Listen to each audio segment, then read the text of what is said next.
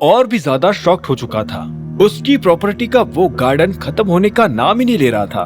लगभग 10 मिनटों तक और चलने के बाद ही वो गाड़ी एक ऐसी बिल्डिंग के सामने आकर रुकी जो किसी किले से कम नहीं थी।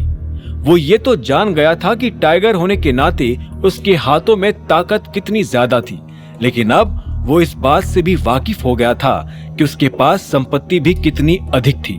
वो दोनों गाड़ी से उतरने ही वाले थे, लेकिन अभिनव ने अलायना को रोक लिया। नंदिता, अंदर क्या होने वाला है? हम मीटिंग में किसके बारे में बात करने वाले हैं? क्या आज सबको पता चल जाएगा कि मैं टाइगर हूं? हाँ, और अगर पता चलता भी है तो चलने दो ना अभिनव, आज नहीं तो कल पता तो चलना ही है, अलायना ने उसे समझाते हुए कहा। हालांकि अभिनव काफी नर्वस हो चुका था। उसके चेहरे पर डर महसूस करते हुए अलायना ने उससे कहा, अच्छा ठीक है, तुम अपनी ओर से कुछ मत कहना, मैं और अकरम संभाल लेंगे, ठीक है? हम वैसे भी यहाँ सिर्फ प्रॉपर्टी के काम से आए हैं जो सिर्फ कागजों में होगी। अलायना की बात पर थोड़ा भरोसा करके अभिनव ने सिर हिलाकर हामी भरी और फिर वो दोनों गाड़ी से उतर गए। उनके उतरते ही 2 गार्ड्स पास आ गए और उन्हें घर के अंदर ले जाने लगे। वो एक लंबे गलियारे से घर के मेन हॉल की तरफ बढ़ते जा रहे थे। गुस्से से लाल हो रहा अभिनव अपने आसपास उन आलीशान दीवारों, मूर्तियों और पेंटिंग्स को देखे जा रहा था। वहाँ एक भी चीज 1 करोड़ रुपए से कम की नजर नहीं आ रही थी। इतना सब कुछ देखने के बाद ही अब उसे महसूस हो रहा था कि उसके पिता कितनी बड़ी हस्ती थे और टाइगर नाम भी अपने आप में कितना जोर रखता था। हालांकि अब यही बात उसे कहीं ना कहीं सता भी रही थी। उसके मन में अब सिर्फ यही ख्याल आ रहे थे कि अगर वो खुद टाइगर ही था तो उसे अपनी पहचान छिपाने में इतना डर क्यों लग रहा था। मेन गेट के पास पहुंचते ही गार्ड ने अपने इलेक्ट्रॉनिक कार्ड से उसे खोला और अलायना और अभिनव को अंदर एक लंबा और हैंडसम आदमी घड़ी में टाइम देखता हुआ नजर आया। गेट खुलते ही उस आदमी के चेहरे पर पहले हल्की सी चिढ़ दिखाई दी जो अभिनव नोटिस कर गया था। हालांकि वो उसे तुरंत ही एक नकली स्माइल में बदलकर अलायना के पास आने लगा।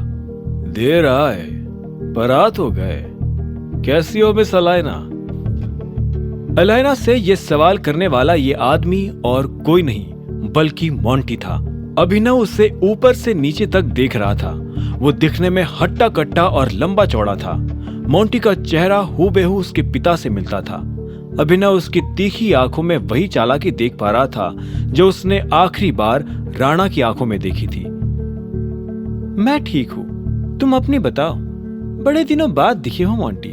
अलायना ने भी ताना मारते हुए उसे पूछा। अभी तक तो ठीक था, आगे का पता नहीं, इसलिए सोच रहा हूं कि अभी यहां से चला जाओ, मोंटी ने कहा। इतनी जल्दी क्या है मोंटी, पहले सब गढ़वाल को वापस तो दे दो, इतना लोड अपने सिर पर कैसे लिए घूमोगे? अलायना ने भी उसे चिढ़ाते हुए कहा। मोंटी की स्माइल ये सुनकर फीकी होने लगी थी। कितना आसान है ना सुनने में ये सब अलायना। गढ़वाल अचानक से वापस भी आ गया, किसी ने पूछा भी नहीं कि वो इतने सालों से कहाँ था। बस सब उसे प्रॉपर्टी पास करने के लिए तैयार हो गए और इतने वक्त से जो मुझे कई बार मौत का सामना करना पड़ा, कभी कभी तो खुद को टाइगर भी बताना पड़ा, वो शायद किसी के लिए मैटर ही नहीं करता। मोंटी की आवाज ऊंची हो चुकी थी। दूसरी ओर उसके एक एक शब्दों से अभिनव और अलायना का चेहरा भी रूखा पड़ते जा रहा था। अभिनव को ना ही मोंटी का चेहरा और ना ही उसकी बातें बर्दाश्त हो रही थी। वो सीधा मोंटी का गिरेबान पकड़ना चाहता था। जब अभिनव से रहा नहीं गया तो वो अचानक ही बीच में बोल पड़ा। तो कहो ना, तुम्हें चाहिए क्या? मोंटी ने अभिनव की आवाज सुनकर उसे ऊपर से नीचे तक देखा और फिर अपनी नजरें अलायना की ओर घुमा ली। वैसे ये है कौन? तुम इसे अपने साथ लेकर आई हो क्या? मेरा बिजनेस पार्टनर है अभिनव। अलायना अभिनव की आइडेंटिटी छिपाने के लिए कोई सरनेम सोच ही रही थी कि अचानक मोंटी बीच में बोल पड़ा। अभिनव? लेकिन तुम तो टाइगर को अपने साथ लेकर आने वाली थी ना? कहाँ है वो? फिर से दुम दबाकर भाग गया क्या, जैसे पहले भागा था? भगोड़ा। अभिनव गढ़वाल मैं ही हूं, द टाइगर। और टाइगर भगोड़ा नहीं है। अभिनव का इंट्रोडक्शन सुनते ही मोंटी एक पल के लिए अपनी जगह पर थम गया और फिर उसकी हंसी छूट गई। अरे अरे अलायना, ड्रामा स्कूल से लाए हो क्या इसको? बढ़िया एक्टिंग कर रहा है ये।